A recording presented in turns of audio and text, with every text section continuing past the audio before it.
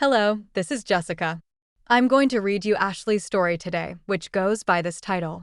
My sister, who is unemployed, arrived at the flat I rent from my parents at 6 in the morning. She declared, "I'll live here." Her response was, "We're doubling your rent to cover our expenses." They chuckled when I stated I would move out. Thus, I removed every piece of furniture.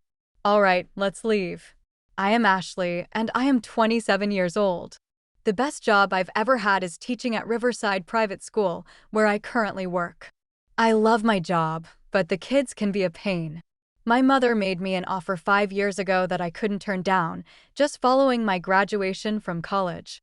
Ashley, honey, you remember Aunt Margaret's old apartment? Mom had said, sitting across from me at the kitchen table. The one she left me in her will. Of course, I remembered it. I'd spent countless afternoons there as a kid, listening to Aunt Margaret's stories and eating her homemade cookies. The apartment was in a great neighborhood, just 2 blocks from the school where I had just gotten hired. What about it? I asked. Well, instead of renting it to strangers, why don't you live there? I'll charge you 20% below market rate. It's better to keep it in the family. I didn't need to think twice. The apartment was perfect. 2 bedrooms, a decent kitchen, and close to work. I could walk to school every morning.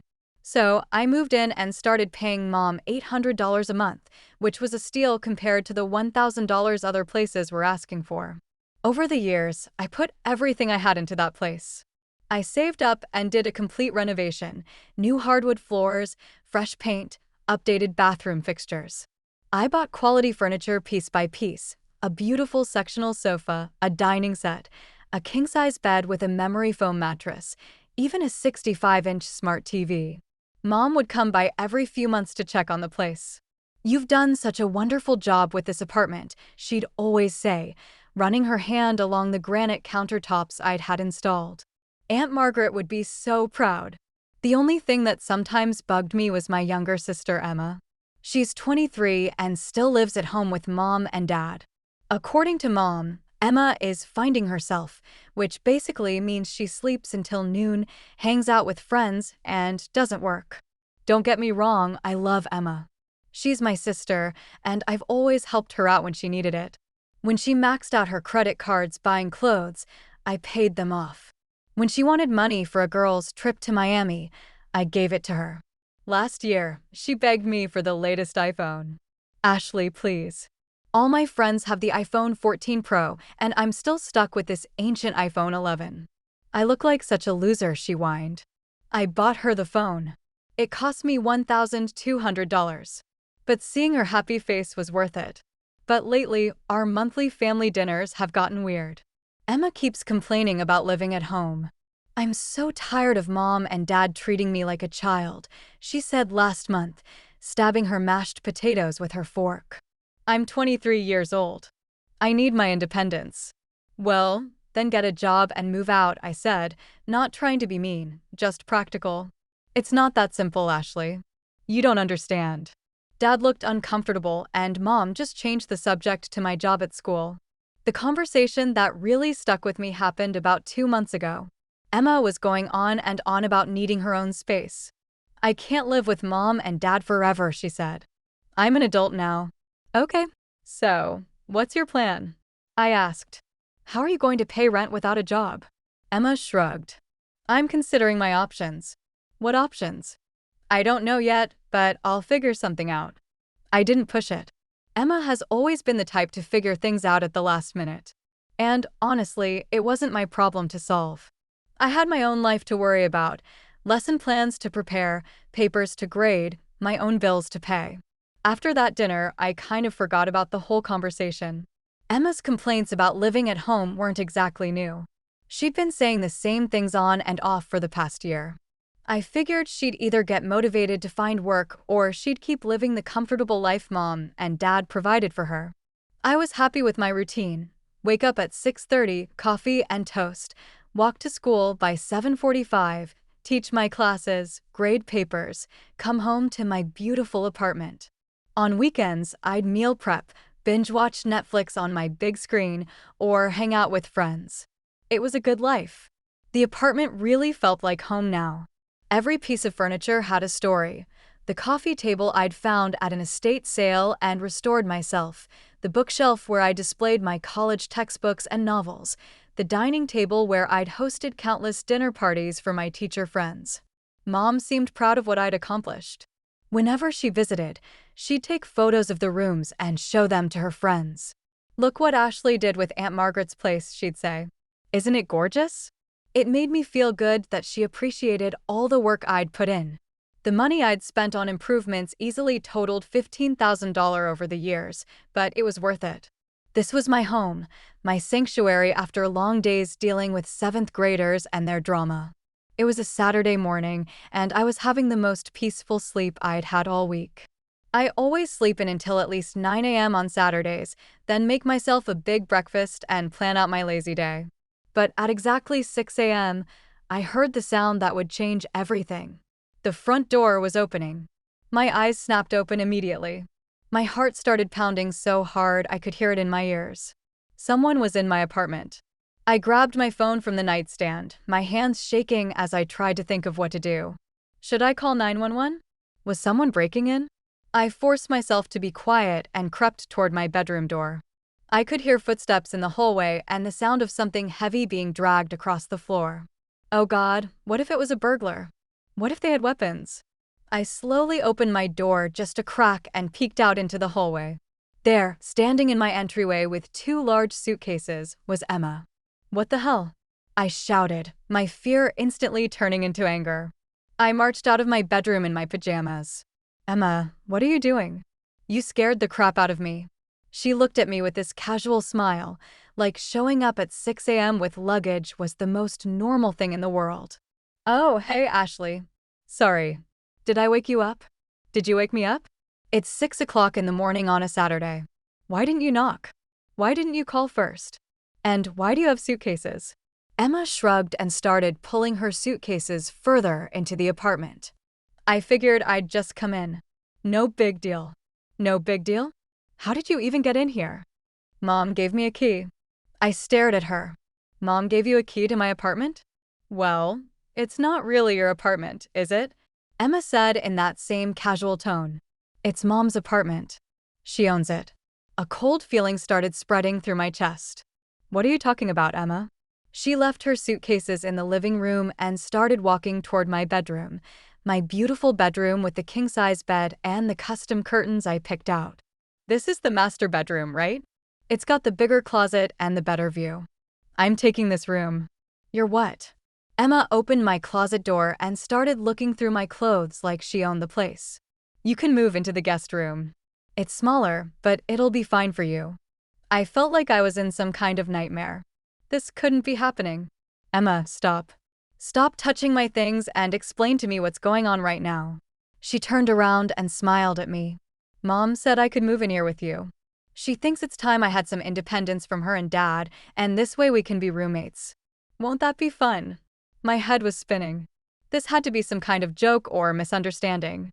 There was no way Mom would just decide Emma could move into my apartment without even asking me first. I dialed Mom's number with shaking fingers. It rang 4 times before she picked up. Ashley, why are you calling so early? It's 6 o'clock in the morning. Mom, Emma is here with suitcases, saying you told her she could move in with me. What's going on? There was a pause. Oh, that. Emma needs to get out on her own, but she can't afford her own place yet. This is the perfect solution. Perfect solution for who? Mom, this is my home. You can't just decide someone else is going to live here without talking to me first. It's not your home, Ashley. It's my apartment. I own it. The words hit me like a slap. I've been living here for 5 years. I put thousands of dollars into renovating this place. And I appreciate that, but it's still my property. I took a deep breath, trying to stay calm. Okay, fine. So, how much is Emma going to pay for rent? And how are we splitting the utilities? Mom laughed. Actually laughed. Emma's not going to pay rent, Ashley. You are. That's insane. Mom, why would I pay for her to live here when I didn't even agree to this? Because you have a job and a steady income. Emma's still figuring things out. I couldn't believe what I was hearing. This is completely unfair. Life isn't fair, Ashley. Besides, I've been thinking about raising the rent anyway. Starting next month, it's going to be $1,600. $1,600? Mom, that's double what I've been paying. The market rate has gone up. I need to adjust accordingly. $1,600 is actually more than market rate for this area. I could find a better apartment for less money. Is that a threat? Are you saying you want to move out? I'm saying this isn't fair, and you know it. Well, Ashley, if you want to move out, that's your choice. Emma has two friends who are looking for a place, and they'll pay the full $1,600 without complaining. I felt like I'd been punched in the gut. You're serious? Dead serious. So, what's it going to be? I hung up the phone. My hands were shaking so badly I almost dropped it. 5 years of my life. 5 years of making this place my home. And Mom was ready to just kick me out for Emma and her friends. Emma poked her head out of my bedroom. So, when are you moving your stuff to the guest room? I want to get settled in today. Soon, I said, my voice barely above a whisper. I spent the rest of that Saturday on my laptop, searching rental websites.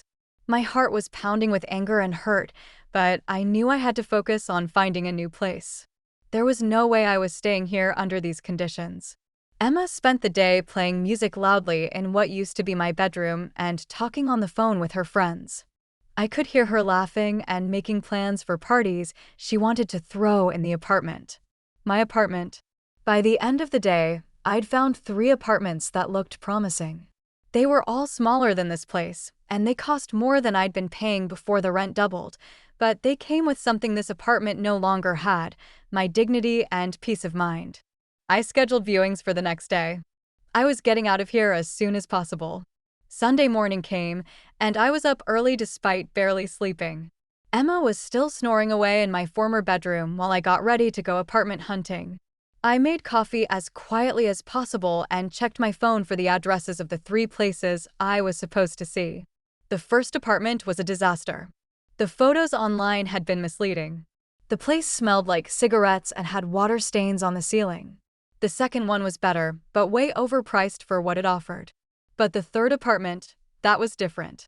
It was in a quiet neighborhood about 15 minutes from school. The building was older but well-maintained, with a friendly landlord named Mrs. Chin who showed me around personally. The apartment was smaller than what I was used to, just 1 bedroom instead of 2, but it had character: hardwood floors, big windows, and a cozy kitchen that got great morning light. The rent is $950 a month, Mrs. Chin said. First month, last month, and security deposit up front. It was more than I'd been paying Mom originally, but less than the crazy amount she was trying to charge me now. And most importantly, it would be mine. No surprise roommates, no family drama. I'll take it, I said without hesitation. When can I move in? Next week, if you can get me the deposit by Wednesday. We shook hands right there. I wrote her a check for the deposit and felt a huge weight lift off my shoulders. Finally, I was going to have my own space again. But as I drove home, reality started setting in. I'd put so much money into Mom's apartment over the years. The renovations, the furniture, everything. Was I really going to just walk away and leave it all for Emma and her friends? Hell no. I bought that furniture with my own money. I saved for months to afford the sectional sofa. I worked extra tutoring sessions to pay for the dining room set. Emma didn't deserve to inherit all of that just because Mom decided to play favorites. That night, I started making a plan. I called my friend Jake, who works for a moving company. Hey, are you guys working this Wednesday? I asked. I need to move my stuff out of my apartment, but it has to be done while my roommate is out. Sounds like drama. You have no idea. I also called my friends Lisa and Mark, who agreed to help me pack on Wednesday morning. The plan was simple. Emma usually went out around 10 a.m. to meet her friends at the mall or wherever, and she always stayed out until late when she was with them. That would give us plenty of time to get everything out. Wednesday came, and I called in sick to work. I felt a little guilty lying to my principal, but this was an emergency. I watched from my window until I saw Emma leave with her oversized purse and designer sunglasses, the ones I bought her for her birthday last year. As soon as she was out of sight, I called Jake. She's gone. Come on over. Lisa and Mark showed up first with boxes and packing tape. We worked like machines, wrapping everything carefully and labeling boxes. The sectional sofa, the dining table and chairs, my bedroom set, the coffee table, my TV, even the kitchen appliances I bought to replace the old ones that came with the apartment. "Are you sure you want to take the microwave?" Lisa asked. "It seems kind of petty." "I bought it," I said firmly. "Emma can figure out her own kitchen situation." The only things I left behind were the old furniture that had actually belonged to Aunt Margaret, the kitchen table and chairs, and an old dresser in the guest room. Everything else was coming with me. Jake and his crew were amazing. They had everything loaded onto the truck in less than 3 hours. I did one final walkthrough of the apartment, making sure we hadn't forgotten anything important. It looked so empty without all my stuff. Kind of sad, actually. But I didn't feel sad. I felt liberated. I followed the moving truck to my new apartment, where Mrs. Chin was waiting with the keys. "Welcome to your new home," she said with a warm smile. The rest of the day was spent unpacking and arranging furniture. Lisa and Mark stayed to help, and we ordered pizza for dinner. By evening, my new place was starting to look like home. The sectional fit perfectly in the living room, and my bedroom set looked even better in the smaller space. "This place has good energy," Mark said, sprawled out on my couch with a beer. "Much better than that family drama situation." I was exhausted but happy I'd done it. I'd escaped the mess that Mom had created and found my own place. I felt proud of myself for taking control of the situation instead of just accepting it. Around 9 p.m., my phone started ringing. Emma's name flashed on the screen. I couldn't help but smile as I imagined her walking into that empty apartment. I let it go to voicemail. She called again 5 minutes later. Then again. I was actually enjoying this, picturing her confused face as she realized all the furniture was gone, the expensive furniture that she'd probably been planning to use for her Instagram photos. Finally, at 9:30, Mom's name appeared on my screen. I decided to answer this one. "Ashley, what the hell did you do?" Mom's voice was sharp and angry. "I moved my furniture to my new apartment." "You can't just take everything." "Why not?" "I bought it all with my own money." "But Emma has nothing to sleep on. There's not even a couch." "That sounds like Emma's problem or your problem, since you're the one who decided she should live there. You're being vindictive and selfish." "I'm being practical. I found an apartment. I'm moving out, just like you suggested." There was silence for a moment. Then Mom's voice came back, colder than before. "Fine. You know what, Ashley? I'm glad you're gone. Emma's friends are moving in next week, and they'll pay the full rent without all this drama. You've shown your true colors." "My true colors?" "Mom, you chose Emma over me. You threw away 5 years of me being a good tenant and a good daughter because you wanted to enable Emma's lazy lifestyle. Emma is trying to find herself. Emma is 23 years old. When I was 23, I had a job and was paying my own bills. You're not helping her by letting her live rent-free. Don't lecture me on parenting." "I'm not lecturing you. I'm done with all of this. Enjoy dealing with Emma and her friends." I hung up and immediately blocked her number. Then I blocked Emma's number and Dad's too, just to be safe. I didn't want to hear from any of them. That night, I slept better than I had in weeks, in my own bed, in my own apartment, with no drama and no unwanted roommates. It felt amazing. 8 months passed, and I honestly forgot how peaceful life could be without constant family drama. My new apartment became my sanctuary. I loved my morning routine, coffee in the sunny kitchen, getting ready for work without anyone blasting music or hogging the bathroom. My commute was a bit longer, but it was worth it for the peace of mind. I didn't miss the family dinners. I didn't miss Emma's constant requests for money. I definitely didn't miss Mom's passive-aggressive comments about my life choices. For the first time in years, I felt like I could breathe. Then one day, I ran into Dad's sister, Aunt Carol, at the grocery store. We'd always gotten along well, and she'd stayed out of the whole apartment mess. "Ashley, how are you, honey?" she said, giving me a big hug. "I'm doing great, Aunt Carol. How about you?" She looked around nervously, then leaned in closer. "Can we talk privately for a minute?" We walked over to the coffee shop section of the store and sat down. Aunt Carol looked uncomfortable, like she was debating whether to tell me something. "What's going on?" I asked. Well, I probably shouldn't be telling you this, but I thought you should know. Your mom's been having some problems with that apartment situation. I tried to keep my expression neutral. What kind of problems? Those friends of Emma's that moved in? They've been causing all sorts of trouble. Loud parties every weekend. Music until 3 a.m. People coming and going at all hours. But that's not even the worst part. She paused, looking around again to make sure no one was listening. 2 weeks ago, they flooded Mrs. Patterson's apartment downstairs. My stomach dropped. I knew Mrs. Patterson. She was the sweet, elderly lady who'd lived in that building for 30 years. She had beautiful antique furniture and a collection of rare books. How bad was it? Bad. Really bad. Water came through her ceiling and ruined thousands of dollars worth of furniture and books. Some of those books were first editions that her late husband collected. I felt sick thinking about it. Mrs. Patterson had always been so kind to me when I lived there. She'd bring me homemade cookies during finals week when I was in college. What happened exactly? From what I heard, Emma's friends were having a party and someone left the bathtub running. They were too drunk to notice until water was pouring through the floor. Oh my God.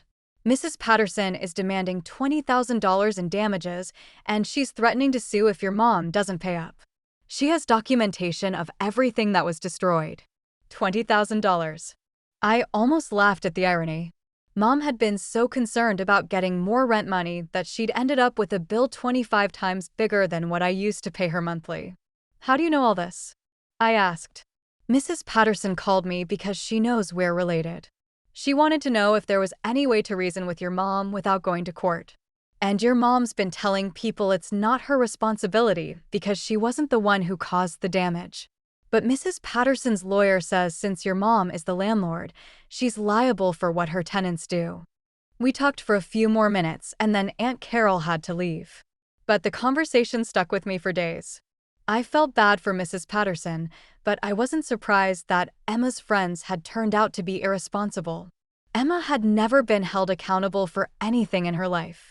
So why would her friends be any different? A couple of days later, my phone rang with a number I didn't recognize. I almost didn't answer, but something made me pick up. Ashley, it was Mom's voice. Listen, I need to talk to you. We don't have anything to talk about. Ashley, please. I need your help. We're having some financial difficulties, and I was hoping you could lend us some money. She wasn't going to tell me about Mrs. Patterson. She was hoping I didn't know. Let me guess, this wouldn't have anything to do with Emma's friends flooding the downstairs neighbor's apartment, would it? There was silence on the other end. How did you find out about that? Does it matter? The point is, you created this mess by choosing Emma and her irresponsible friends over me. Now you want me to bail you out. Ashley, we don't have $20,000. That's not my problem. Please, honey, I know we made some mistakes, but we're family. Family? Mom, you kicked me out of my home for Emma. You doubled my rent and told me I could leave if I didn't like it. You chose her over me, and now you're dealing with the consequences. We didn't kick you out. You chose to leave. I chose to leave because you made my life miserable. And now Emma's friends have made your life miserable. Funny how that works. You're being cruel.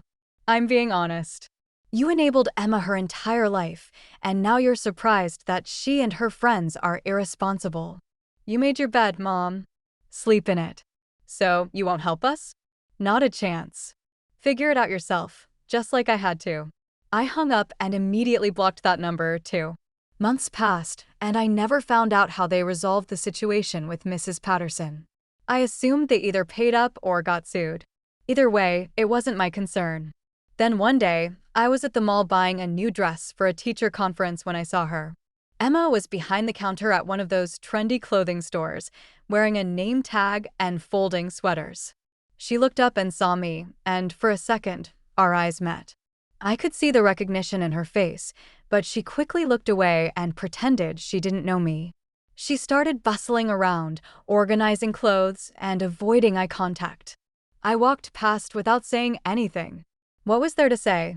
She finally had a job, which was more than she'd had when she moved into my apartment. Maybe getting kicked out of Mom's place when her friends couldn't pay the rent had been a wake-up call. Or perhaps, following the whole flooding catastrophe, Mom had finally cut her off financially. In any case, it seemed poetically right to see Emma genuinely earning a living. I was pleased with my decisions when I exited the mall. I had established a new life for myself, free from the incessant abuse of my own family. I had my peace of mind, my freedom, and my dignity. Would it be possible to mend our familial ties in the future? Perhaps. But only if they truly apologized for their treatment of me and acknowledged that they were mistaken. To keep the peace, I wasn't going to act like everything was all right.